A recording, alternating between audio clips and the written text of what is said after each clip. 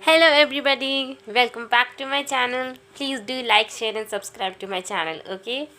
So yesterday we did introductory section on the Indian philosophy, and we got to know that there are two classification of the Indian philosophy, that is orthodox and the heterodox. Under the orthodox system, philosophical system is basically the one which follows the teachings of the Veda and follows the authority of the Vedas, whereas the heterodox are non-conventional ones and they don't basically derive their authority from the Vedas. So we are going to do the first heterodox philosophical system, that is the Charvakas, and further we will emphasize on Buddhism and Jainism too, which are the heterodox system. So the Charvakas were the materialistic philosophical system where they emphasized on the material aspects of the world, and they believed that the world is constituted with the matter, with the five elements, and matter is of greater significance. And then they also believed that the perception was the only valid source of knowledge, and they rejected the other sources of knowledge such as inference and testimony, and they said that they were not reliable and they often proved misleading too. So we should not therefore believe in anything except what is immediately known through the perception. So they basically believed everything which was derived from the perception. Every source of knowledge that they had was basically it derived from perception. So perception reveals to us only the material world composed. So material world, so it is a materialistic philosophical system. So the the material world is composed of the matter and the four elements.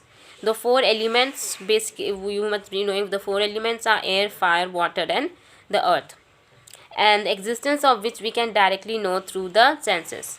Okay, all the objects of this perceptible world are composed of these elements, and there is no evidence that there is anything like an immaterial soul in man. So man too is made wholly of the matter. Man is also made of matter, and so here they also emphasize that individual is identical to the identical with the body. They did not consider the idea of the soul. They considered that material world is of prominence and the matter was the one which constituted the whole world. There is of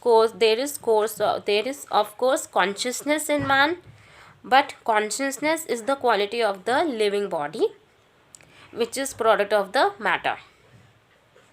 So it should not be thought that because the element of matters are unconscious, there can be no consciousness in objects made of them.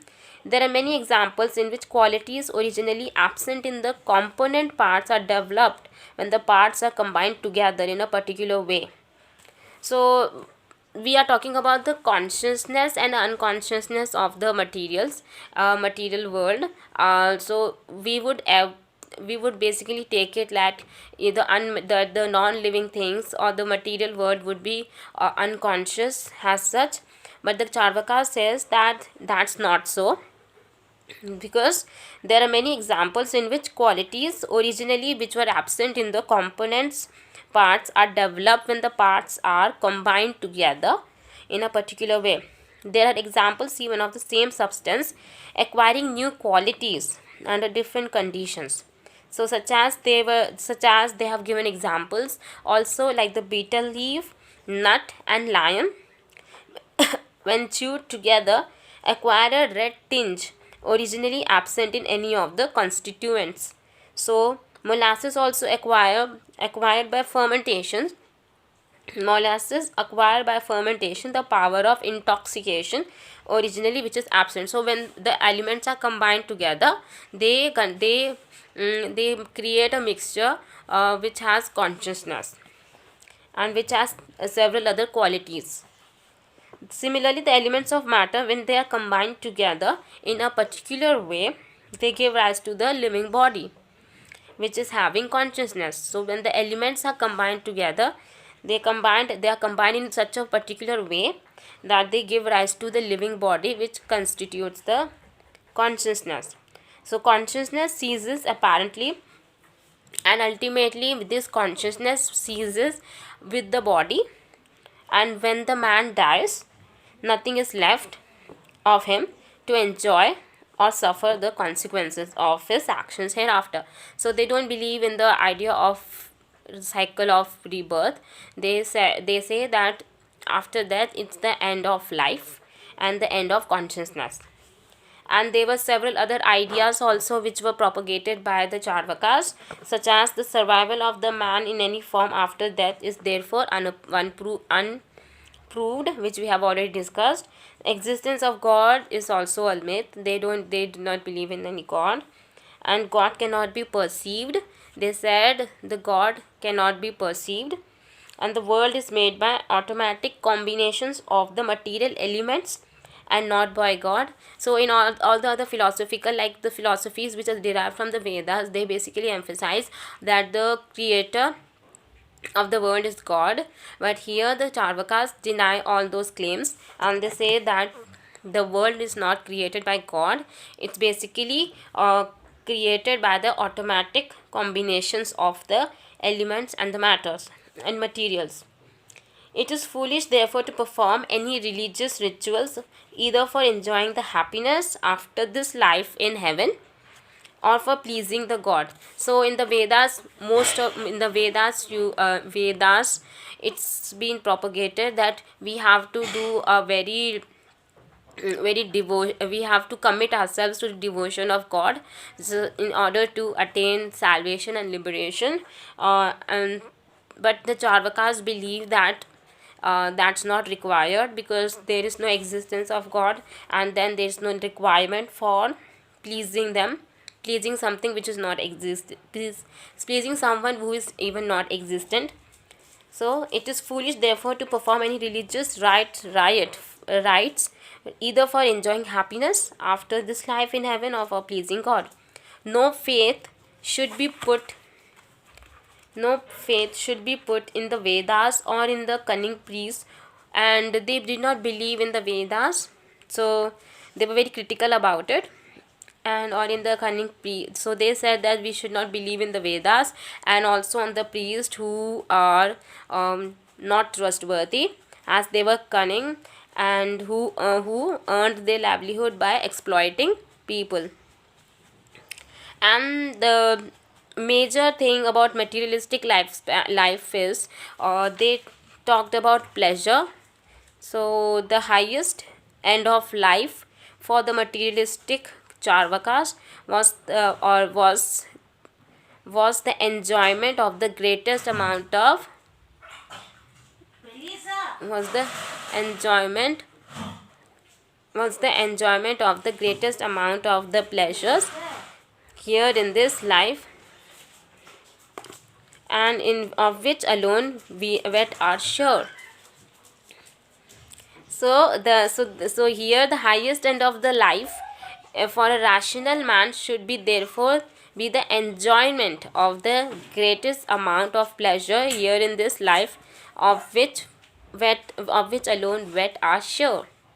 So it is foolish to forego the pleasures of simple life simply because they happen to be mixed with pain.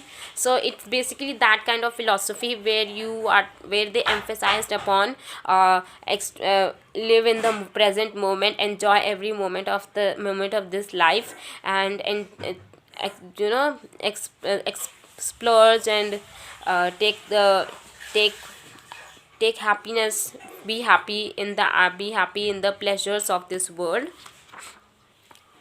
So it would be as though one would reject the kernels because of its husk, because he is sowing the crops for a fear of cattle. We should try to get the best out of this life by enjoying it as the best as we can and avoiding as far as possible the chances of pain.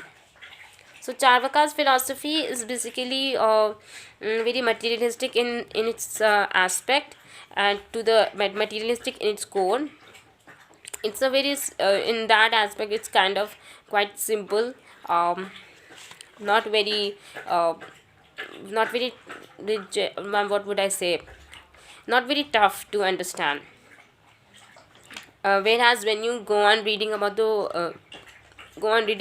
the philosophies which are given in the Vedas, they have a very in-depth understanding of the in-depth understanding of God and how to reach God.